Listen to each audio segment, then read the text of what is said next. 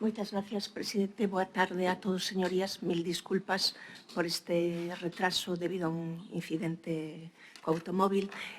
Agradezo a súa asistencia a esta comparecencia que teño o honor hoxe de facer para conmemorar o 10º cumpleanos da Lei do Solo de Galicia.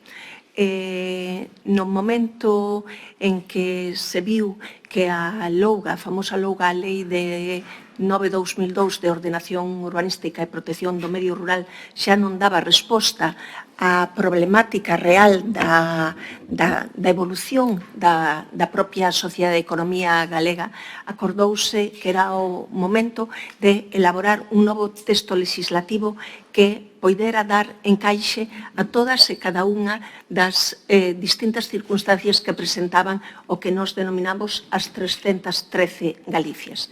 Esa lei viu a luz o 10 de febreiro do ano 16, por iso vimos de celebrar os 10 anos.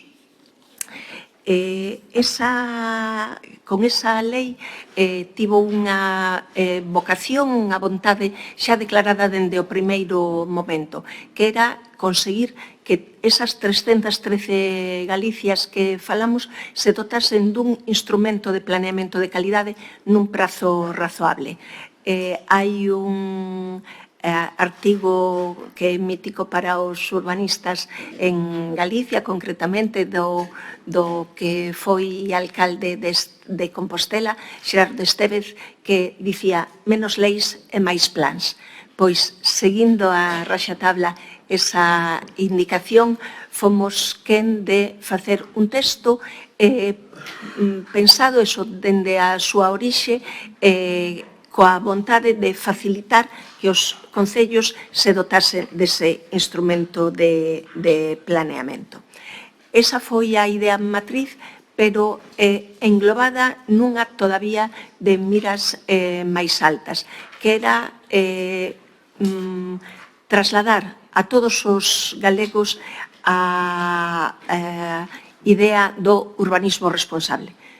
Saben todos vostedes xa a estas alturas, espero que non quede ninguén en Galicia que o saiba, que o urbanismo responsable quere dicir que todos e cada un de nós somos responsables do país que temos. E daquela, todos e cada un de nós somos responsables do que vai do territorio do país que imos deixar ao futuro. Vou guiar esta comparecencia con estes puntos básicos que son os que quero destacar por riba doutros. En primeiro lugar, esa vontade de que todos os concellos de Galicia se dotasen dun planeamento nun prazo razoable pasaba por simplificar a tramitación urbanística dos plans. Dende dentro, unha lei que se elaborou co propio personal da Dirección Xeral de Urbanismo, decatamos que eran dous os focos fundamentais de retraso na tramitación dos plans. En primeiro lugar, era ese xurdir posteriormente a tramitación urbanística a tramitación ambiental dun xeito que eran dúas tramitacións que ían en paralelo, que se facían confluir nun determinado momento, pero que na nova lei xa se integran co conseguinte aforro de tempos. En primeiro lugar, o foco que todos e cada un de nós sabemos que está nas rúas, que o principal atranco na tramitación do planeamento é o recabar os informes sectoriais. Nese senso, eu penso que foi a medida máis relevante que se acordou coa Lei do Solo de Galicia, que non foi outra que establecer que todos e cada un dos informes sectoriais de competencia autonómica se emitisen ao mesmo tempo cun único prazo e cun sentido do silencio positivo. En primeiro lugar, eso nesa regulación de múltiples informes sectoriais de que atense vostedes de augas, de estradas, de patrimonio cultural, de patrimonio natural que concorren sobre un territorio. Insisto, para as de competencia autonómica se estableceu un único momento que se solicitasen despois da aprobación inicial, cun único prazo, 3 meses, e que transcorridos eses 3 meses o silencio fose considerado positivo, co cal a tramitación podía continuar. Fíxose, aínda subiuse un chanzo máis, que foi que todo este proceso se leva a cabo dende a Dirección Xeral de Urbanismo, de forma tal que un concello aproba un plan xeral ou unha modificación do plan xeral, o remíteo á Xunta, a Dirección Xeral de Urbanismo da Consellería de Vivenda, e somos nós quenes comprobamos que informes sectoriais son preceptivos e facemos todas esas solicitudes, alixeirando notoriamente o traballo dos concellos. Falei xa da integración dos procedementos ambiental e urbanístico e, en terceiro lugar, nunha aposta clara pola autonomía municipal e recoñecendo unha singularidade dos grandes concellos, dos de máis de 50.000 habitantes, deuselles a competencia para a aprobación definitiva polo Pleno. Esta era a imaxe de Galicia en marzo do 2016, en azul máis forte eran os concellos con planeamento adaptado, os celestes os non adaptados e os blancos sen planeamento. Pois ben, temos pasado con ese intermedio do ano 21, chegamos a este momento que vemos que o mapa tinguiuse máis de azul e o azul é máis intenso. En concreto, cos números diante son 85 plans adaptados no 16 por 124 a hora, non adaptados de 172 a 153, porque moitos deses tramitaron un planeamento xa adaptado, e penso que sen casi, o máis importante, que de 57 concellos que non tiñan ningunha figura de planeamento urbanístico, quedan 37, que son moitos, pero logo lles detallo o estado destes 37. Isto ten unha repercusión na superficie ordeada, que se incrementou notoriamente, pero penso que o punto máis importante é a poboación beneficiada, que pasou dun pouco máis dun 30% de galegos cun planeamento adaptado a prácticamente o 50% nestes intres.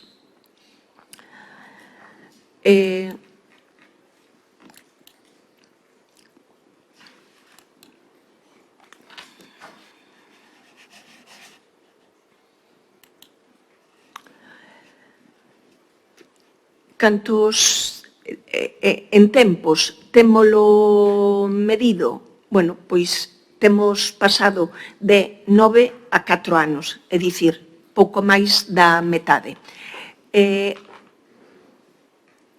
As medias son medias aritméticas, o que o seu propio nome indica. Pero o dato máis relevante que eu lles quero trasladar en modificacións puntuais tramitadas ao abeiro íntegramente desta nova lei 2/2016, temos bastantes modificacións puntuais tramitadas en ano e medio, que segue a ser demasiado largo prazo, pero se partimos deses 9 anos, pois é moito que é moi indicativo. Están aquí os concellos que quedan sen planeamento, chamativo o caso de concellos de moita complexidade urbanística, cales son Viveiro, o Grove,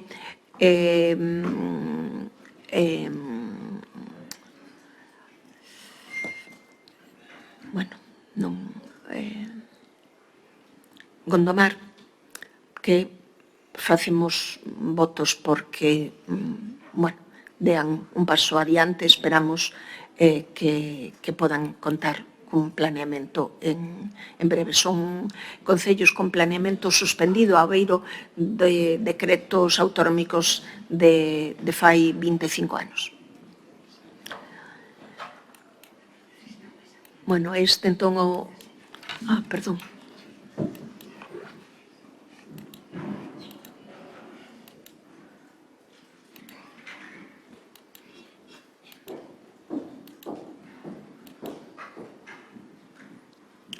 En modificacións dos plans xerais a pequena escala, sobre todo pola circunstancia de que nun plan xeral hai que pedir prácticamente todos os informes sectoriais e unha modificación puntual, obviamente só os que concorren nese ámbito determinado.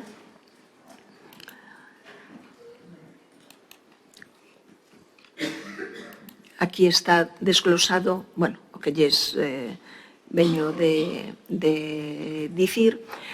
Aquí están os informes recabados, esos nos servicios provinciais, que ven que, bueno, eses 3 meses ás veces se prolongan por solicitudes fundamentalmente de integridade documental, pero, bueno, eu penso que se miramos estes números e vemos que no máximo caso non chega a 5 meses a emisión deses informes sectoriais, eu penso que é un dato como para atoparnos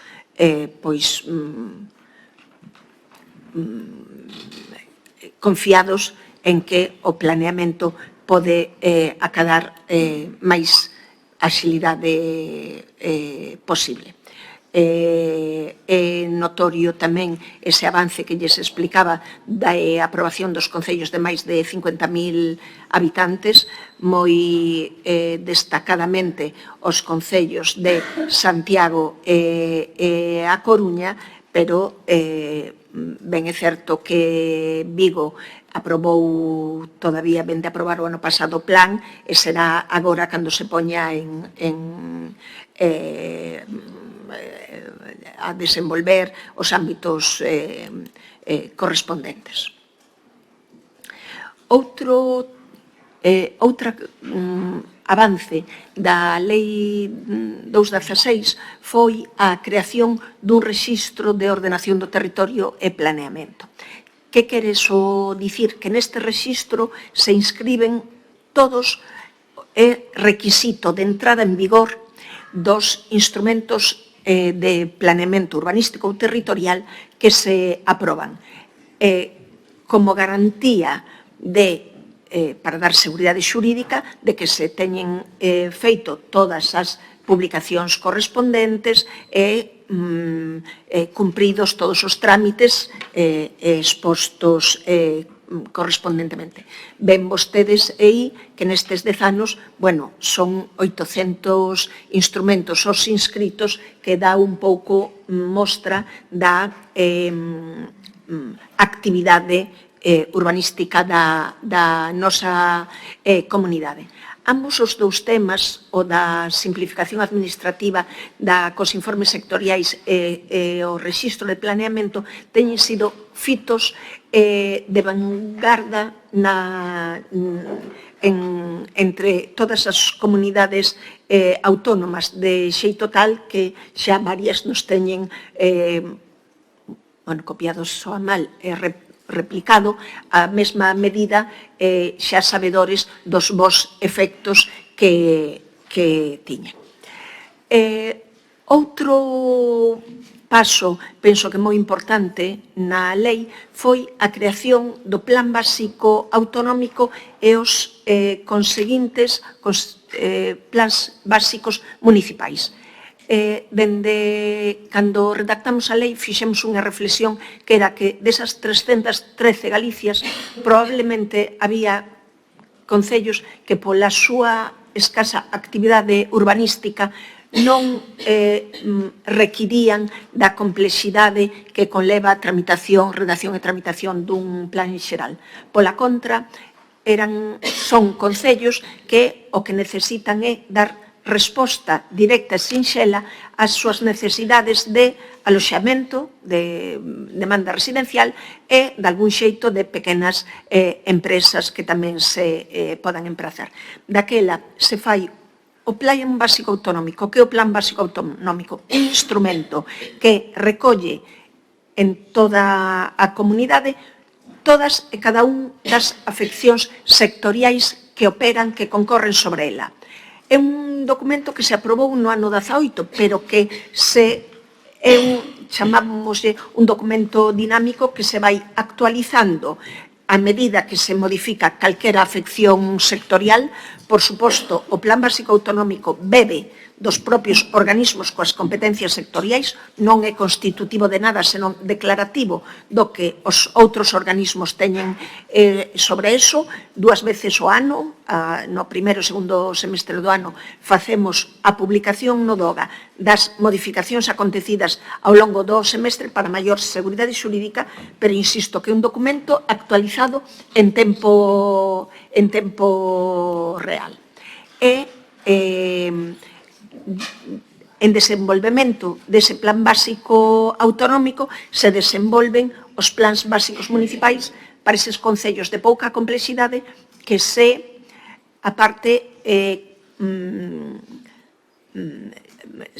lle poñen 2 fitos medibles. En primeiro lugar, que non conten un instrumento de planeamento urbanístico. Segundo, que señan concellos de menos de 5.000 habitantes. Como todo o que é medible é un pouco inxusto e vemos circunstancias. Neste momento estamos coa redacción dos plans básicos, concretamente de Viana do Bolo e de Pantón, e vemos que pola súa singularidade, nun caso de Viana de moita actividade empresarial de diverso tipo, e no caso de Pantón pola súa enorme riqueza arquitectónica, de tecidos, ambiental, pois probablemente foran, dende logo, 2 concellos que merecentes de tramitación dun plan xeral. En todo caso, a tramitación destes plans básicos que fai a Xunta non en absoluto coarta a posibilidade de que os concellos correspondentes tramiten o seu plan xeral.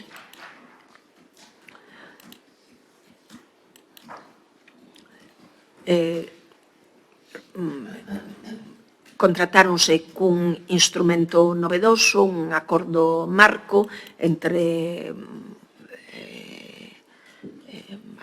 redactores de planeamento. Temos aprobados eses 5, próximamente aprobaremos outros 2, a Porqueira San Xoán de Río, un pouco máis adiante, pero tamén en breve, Guntín, Triacastela e Beariz. Aprobamos inicialmente, pois,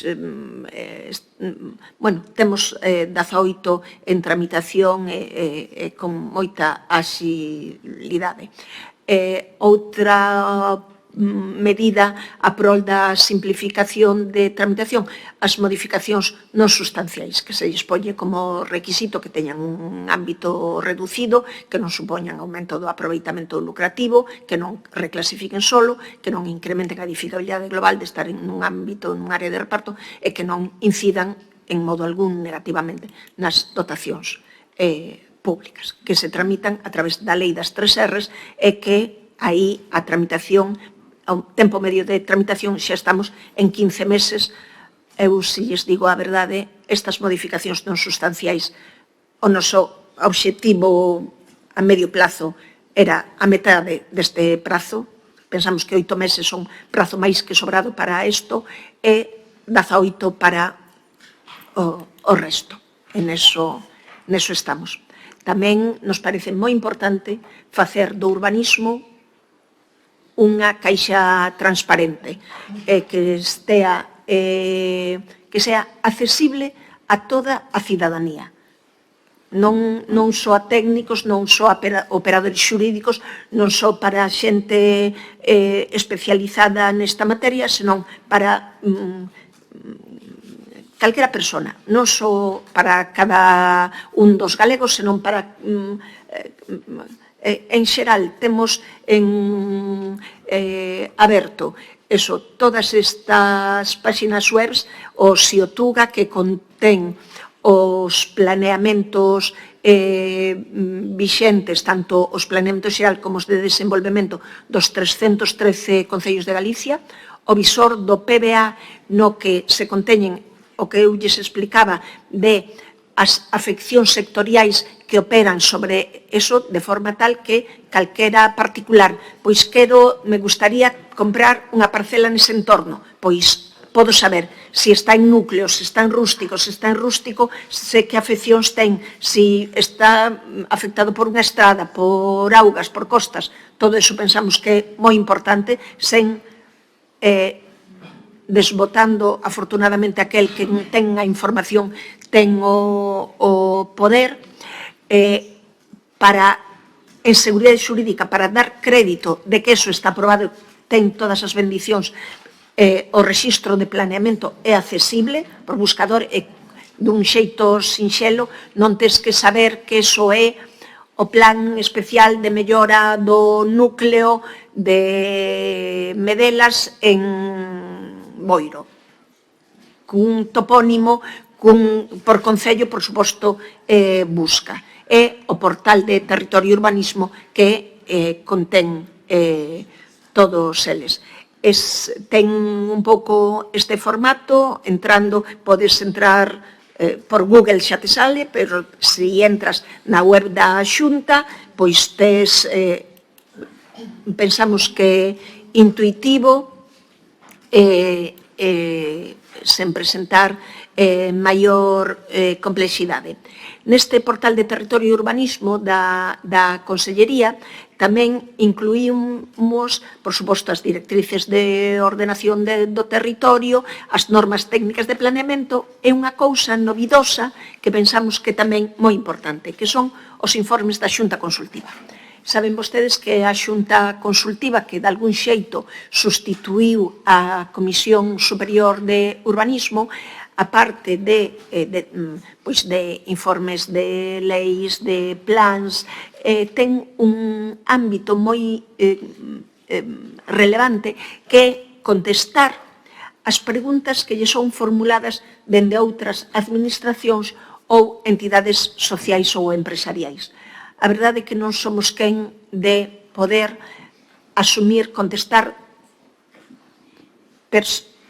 pormenorizadamente, persoalmente, as preguntas que poideran virnos de calquera particular, porque morremos. Pero é certo, nos detectamos que as consultas que se presentan, de algún xeito, sempre chega algunha que, pero que son moi recurrentes. Entón, abrindo todas as consultas que emitimos, están aquí colgadas neste portal, entras nos informes e ti podes acceder, insisto, intuitivamente, se sabes dun caso no concello que, pero ti consultas artigo 40 da lei, que é que permite rehabilitar edificacións tradicionais, que é unha pregunta moi recurrente.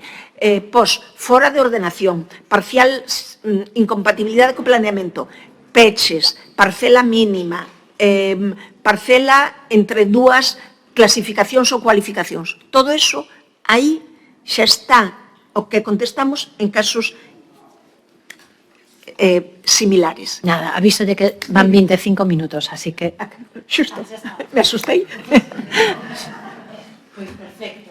Moitas gracias. Pois axuste británico, perfecto. Agradecémolo cando, ademais, unha sesión de tarde e quedan máis puntos. En calquera caso, xa sabe a directora xeral que non ten tempo establecido. Pero pasamos xa, entón, a